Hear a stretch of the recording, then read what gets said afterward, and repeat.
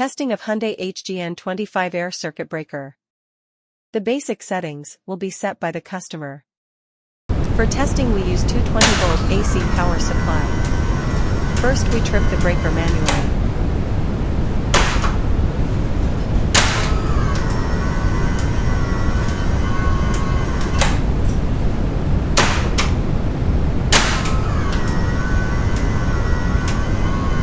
Then we trip the breaker with the help of the EVT.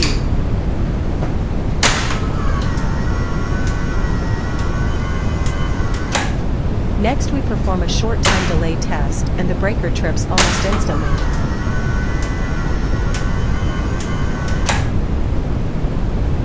And lastly we perform a long time delay test and after about 15 minutes the breaker trips.